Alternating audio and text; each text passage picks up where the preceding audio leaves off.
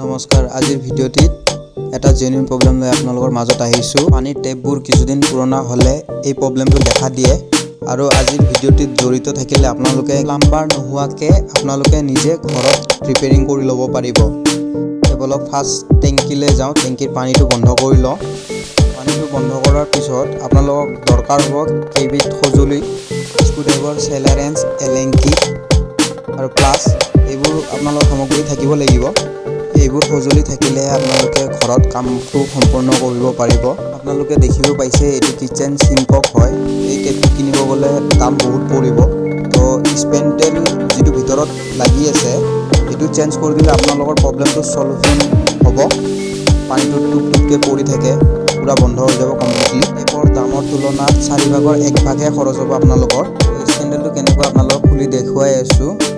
স্পেণ্ডেলটো আনিব গ'লে আপোনালোকৰ টেপৰ যিটো হেড হয় এই হেডটো লৈ যাব লাগিব আৰু স্পেণ্ডেল বহুতো ধৰণৰ আছে।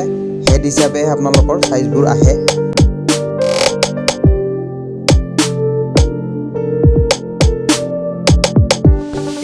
এইটোৱে হ'ল স্পেণ্ডেল। এইটো মই আনিব গৈ আছোঁ এতিয়া। আৰু হেডটো লৈ আহিব লাগিব। এইটোৰ তুলনাতহে আপোনাৰ স্পেণ্ডেলটো হ'ব। মিলাকে মই স্পেণ্ডেলটো লৈ ল'লোঁ। এইটো নতুন স্পেণ্ডেল হয়। স্পেণ্ডেলটোৱে হ'ল টেপৰ হাৰ্টবিটে কাম নকৰিলে তেজ চলাচল নকৰে। ঠিক তেনেদৰে স্পেণ্ডেলটো কাম নকৰিলে পানী ৰখাব নোৱাৰে। নতুন স্পেণ্ডেল অনাৰ পিছত বিশেষ একো কাম নাথাকে, সঠিকভাৱে লগাই দিলে হ'ল।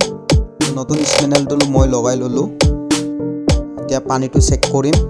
আপোনালোকে ভিডিঅ'টো যদি ভালদৰে চাইছে তো আপোনালোকৰ অলপ থুলমূল আইডিয়া পাইছে আৰু আপোনালোকে অলপ মাথা লগাই এই কামটো নিজে কৰিব পাৰিব। কাৰণ এটা প্লাম্বাৰ মাতিলে প্লাম্বাৰক 300-400টো দিবই লাগিব। কাৰণ প্লাম্বাৰ এটা গ'লে এটা খৰচা আছে, লগতে সময়ৰো কথা আছে। এতিয়া বহুত সময় যায়।